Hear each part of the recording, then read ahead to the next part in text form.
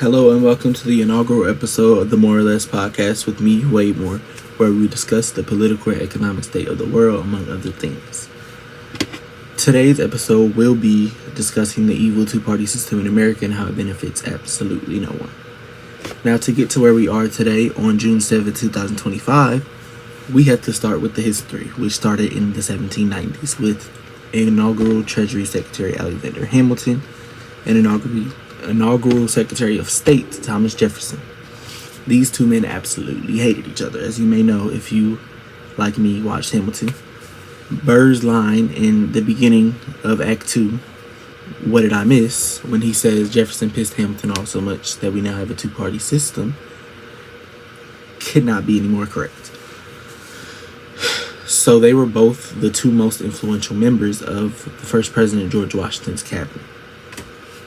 Hamilton was more big government. He wanted a national bank. He wanted all these big things for the federal government, whereas Jefferson wanted states' rights. He was a more states kind of guy. And as you can imagine, these two butted heads to the point where both of them resigned from Washington's cabinet. It ended up being Hamilton's Federalists against Jefferson's Democratic Republicans. So John Adams, who was on the Federalist side, but he was a little more moderate than Alexander Hamilton and those who also hated each other's guts, he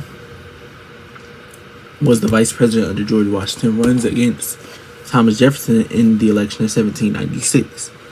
Now, in George Washington's farewell address, when he decided he was going to set an American precedent by only serving 2 terms, he specifically warned against partisan politics and warned that it is an evil.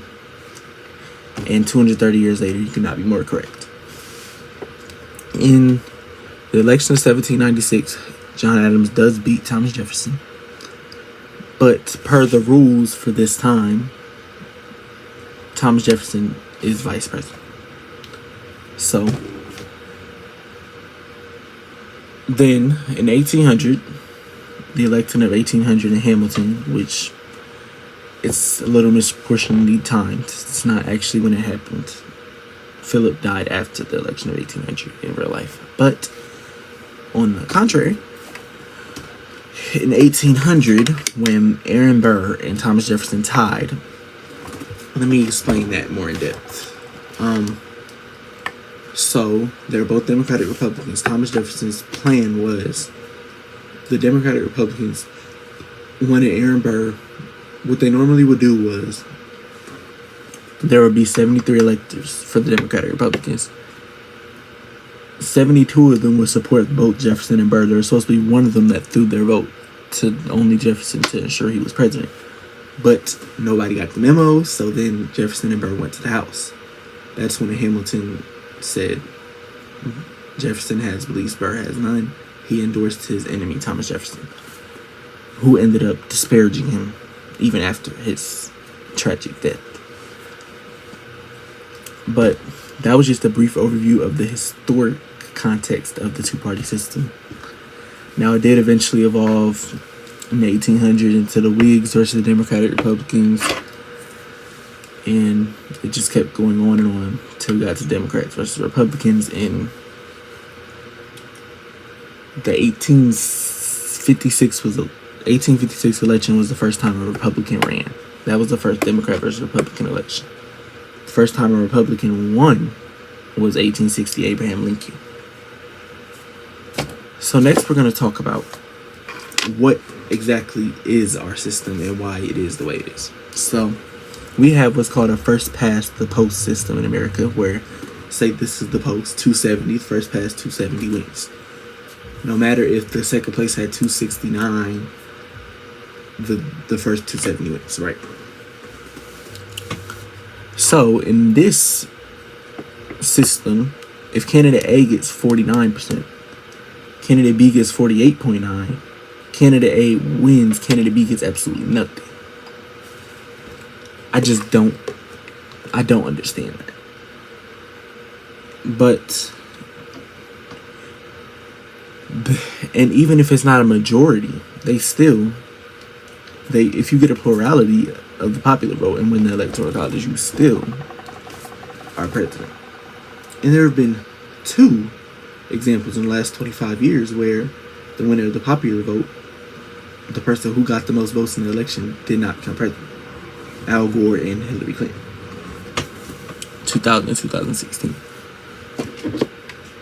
Whereas in countries in Latin America and some of Europe, they use what's called a proportional representation system, where if you get 10% of the vote, you get 10% of the electors from that state. So that'd be like here in Georgia. If Georgia has 16 electoral votes, somebody gets 50% of the vote here, they're going to get 8 of the electoral votes as opposed to all 16 with the win. That system makes the common man's vote mean more, being honest. And I'm going to suggest some reforms to the system, such as ranked choice voting. Ranked choice voting is where you rank who your choices for the office would be. So say, like, this will make it easier for a third party to win. Because in a case where, say there's 2 Democrats running, 2 Democrats, 2 Republicans, and an independent, the Democrats and the Republicans hate each other so much that the independent would be a lot of people's second choice and therefore get the win.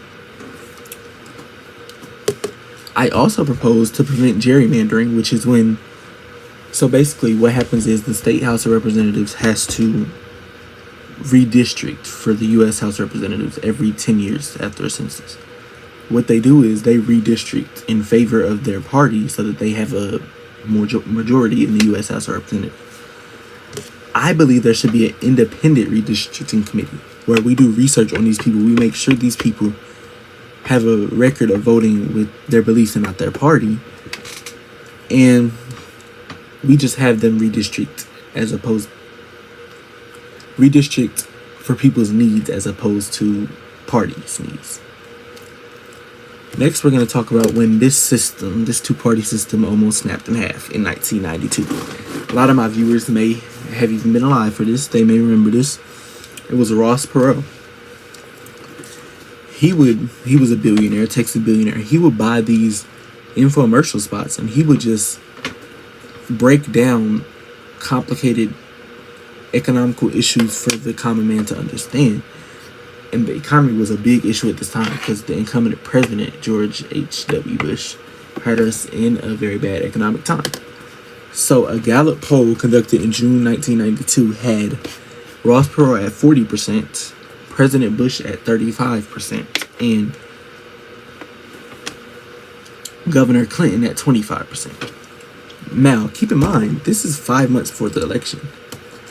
It is very possible in today's politics, if somebody's leading the polls by 5% in June, they may very well win the election.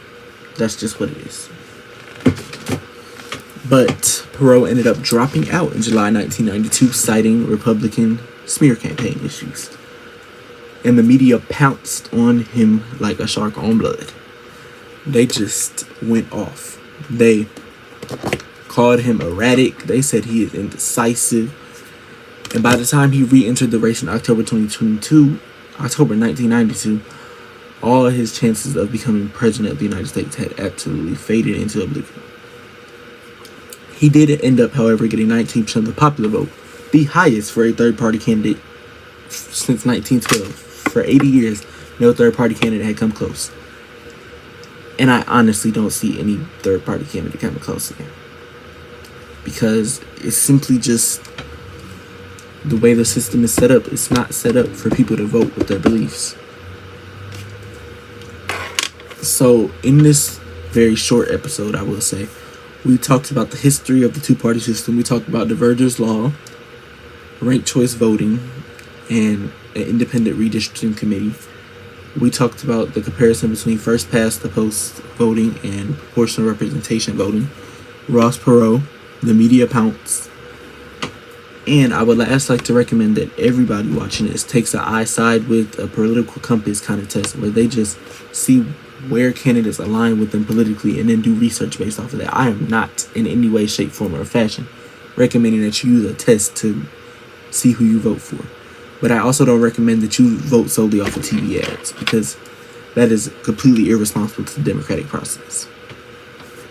We have so many people coming out post 2024 election saying they regret their votes for Donald Trump, when if we had done our proper research before this, we would know half the stuff he's doing he said he was going to do it, and the other half Project 2025 said he was going to do it, that he swore he wasn't attached to, but his policies and his actions said different.